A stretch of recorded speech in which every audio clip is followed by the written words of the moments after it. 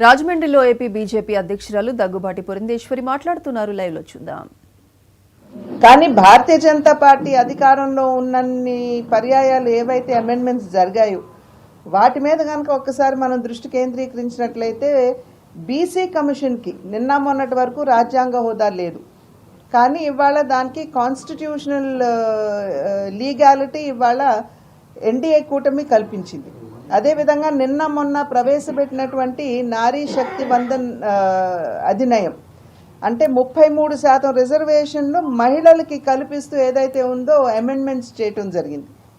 కనుక భారతీయ జనతా పార్టీ నాయకత్వంలో ఉన్నటువంటి ఎన్డీఏ ప్రభుత్వం ఏవైతే అమెండ్మెంట్స్ చేసిందో అది దేశంలో ఉన్నటువంటి పౌరులకి అదేవిధంగా కొన్ని వర్గాలకి న్యాయం చేయాలి అనేటువంటి భావనతోటి చేసినటువంటి సవరణలే కానీ ఇంతకు ముందు చేసినట్లు వాళ్ళకి ఉపయోగపడేటువంటి సవరణలు ఎప్పుడు కూడా ఎన్డీఏ ప్రభుత్వం చేయలేదు. ఇది ప్రజలు ప్రధానంగా గుర్తించవలసినటువంటి విషయం. కనుక ఇవాళ ఎన్డీఏ భారతీయ జనతా పార్టీ నాయకత్వంలో ఉన్న ఎన్డీఏ ప్రభుత్వం రాజ్యాంగాన్ని మార్చి వేస్తుంది అనేటువంటి తర్కం ఏదైతే వారు తీసుకొస్తున్నారో ఇది సంపూర్ణంగా నిరాధారమైంది. అటువంటి ఆలోచన అసలు ఎన్డీఏ ప్రభుత్వానికి లేదు, భారతీయ జనతా పార్టీకి అంతకన్నా లేదు అని చెప్పి తెలియజేస్తున్నారు. అదేవిధంగా బాబాసాహెబ్ అంబేద్కర్ గారిని అమితంగా గౌరవించే పార్టీ భారతీయ జనతా పార్టీ అని నేను ఇందాక చెప్పాను. బాబాసాహెబ్ అంబేద్కర్ మా నాయకుడు అని చెప్పి అనేక సందర్భాల్లో కాంగ్రెస్ పార్టీ చెప్పుకున్నారు. కానీ వారికి భారత రత్న ఎందుకు ఇవ్వలేదు అని చెప్పి మేము ప్రశ్నించాం.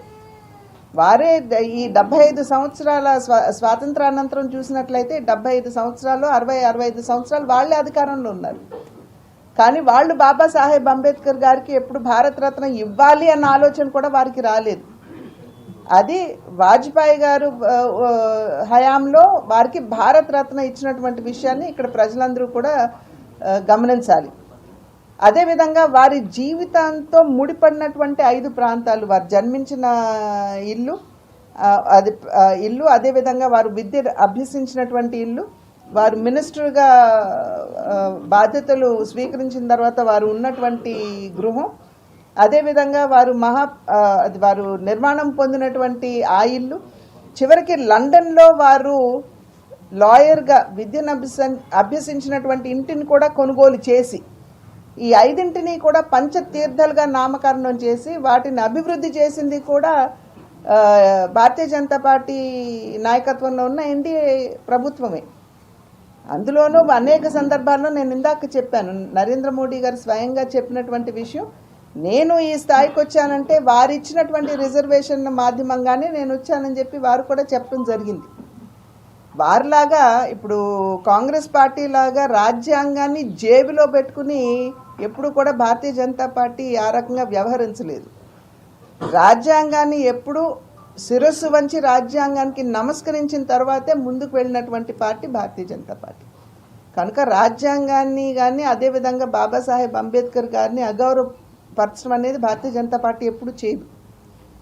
మరి మీరు చరిత్ర కనుక తిరిగి చూసుకున్నట్లయితే బాబాసాహెబ్ అంబేద్కర్ గారిని ఘోరాతి ఘోరంగా అవమానపరిచింది ఎవరు అని కూడా మనం ఇక్కడ ఒక్కసారి స్మరించుకోవాలి, గుర్తు తెచ్చుకోవాలి.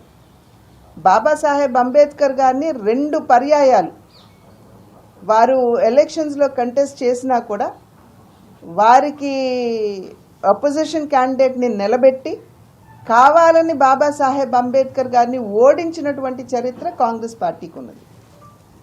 వారు హిందూ కోడ్ బిల్ ఎప్పుడైతే ప్రవేశపెట్టాలి అని చెప్పారో ముందు నెహ్రూ గారు ఒప్పుకున్నా ఆ తర్వాత దాన్ని ప్రవేశపెట్టకుండా దాటేశారు.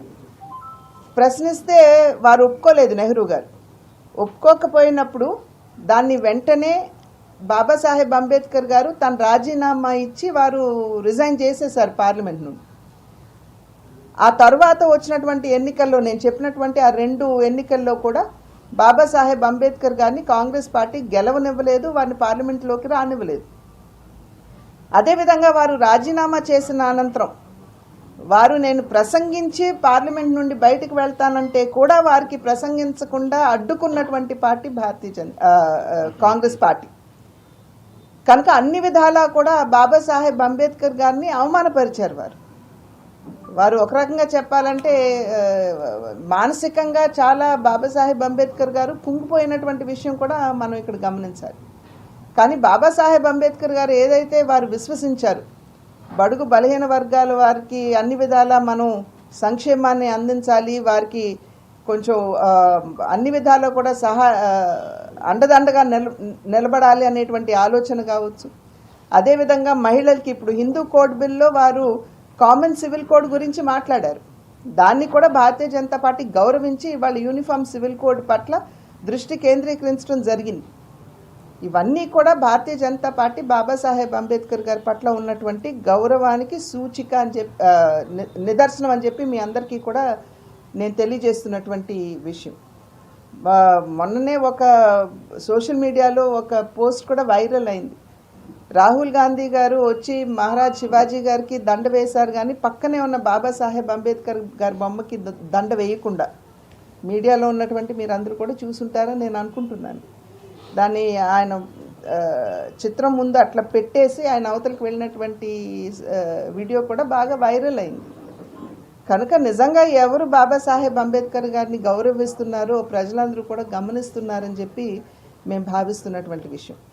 ఆ సందర్భంలో పార్లమెంట్ నడవనివ్వకుండా ప్రజా సమస్యలు ఏవైతే ఉన్నాయో చర్చకు రావాల్సినటువంటి ఒక గొప్ప దేవాలయం పార్లమెంట్ అయితే దాన్ని నడవనివ్వకుండా బాగా ఇబ్బంది పెట్టి అసలు ఎటువంటి బిజినెస్ కూడా జరగకుండా అడ్డుకున్నారు అనేటువంటి విషయం మీరందరూ కూడా ప్రజలందరూ కూడా చూసే ఉంటారు. కనుక ఎప్పుడూ కూడా భారతీయ జనతా పార్టీ రాజ్యాంగాన్ని ఉల్లంఘించలేదు. మరి అదేవిధంగా నాకు కూడా ఒక అవకాశం వచ్చింది, పార్లమెంట్లో మాట్లాడేటువంటి అవకాశం వచ్చింది కాన్స్టిట్యూషన్ మీద. మాట్లాడుతున్నటువంటి సందర్భంలో ఆర్టికల్ 356 ఏదైతే ఉందో అంటే ఇది సంపూర్ణంగా అది అసలు మన స్వాతంత్రానికి ముందు మన స్వాతంత్ర సమరయోధులందరూ కూడా ఆర్టికల్ 356ని గట్టిగా వ్యతిరేకించారు. ఎందుకంటే ప్రజాస్వామ్యంగా ఎన్నుకోబడినటువంటి ప్రభుత్వాన్ని రద్దు చేసేటువంటి ఆర్టికల్ ఏదైతే ఉందో అది ఆర్టికల్ 356. కనుక దాన్ని మనం తీసుకురాకూడదు అని చెప్పి భావించినా కూడా ఆ తర్వాత రాజ్యాంగంలో పొందుపరచడం జరిగింది. ఎందుకంటే పోస్ట్ ఇండిపెండెన్స్ ఇండియాలో ఇప్పుడిప్పుడే మనకి స్వాతంత్రం లభించింది.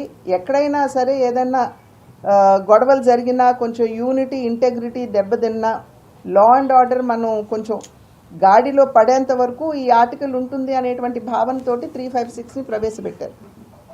కానీ మనం చూసినట్లయితే 134 సార్లు ప్రజాస్వామికంగా ఎన్నుకోబడినటువంటి ప్రభుత్వాలు రద్దయితే దగ్గర 100 సార్లు కాంగ్రెస్ పార్టీ అధికారంలో ఉన్నప్పుడే రద్దు చేయబడ్డాయి.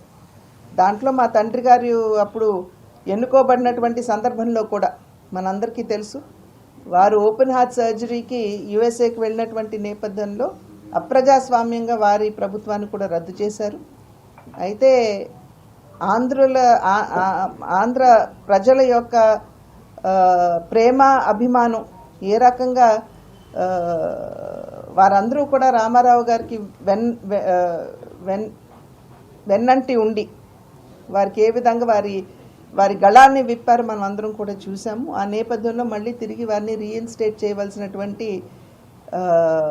ఒక ప్రెషరు కాంగ్రెస్ ప్రభుత్వం మీద ఏర్పడింది. అప్పట్లో ఇందిరాగాంధీ గారు ప్రధానిగా ఉన్నటువంటి సందర్భం. కనుక దాన్ని కూడా ఏ విధంగా అప్రజాస్వామికంగా వాడుకున్నారో మనందరికీ తెలుసు, చరిత్ర దీనికి సాక్ష్యం. కనుక ఎప్పుడూ కూడా భారతీయ జనతా పార్టీ రాజ్యాంగాన్ని ఉల్లంఘించడం కానీ, రాజ్యాంగాన్ని మార్చాలి అనేటువంటి భావన కానీ ఎప్పుడూ కూడా భారతీయ జనతా పార్టీకి లేదు. బాబాసాహెబ్ అంబేద్కర్ గారి పట్ల అమితమైనటువంటి గౌరవం మాకుంది. దీన్ని పక్కదోవ పట్టించడానికి ఇప్పుడు ఏవైతే ప్రతిపక్ష పార్టీలు ఉన్నాయో వారందరూ కూడా ఏదైతే నడుం బిగించి ఉన్నారో వాటిని ప్రజలు ఖచ్చితంగా తిప్పికొడతారని చెప్పి మేము భావిస్తున్నాం.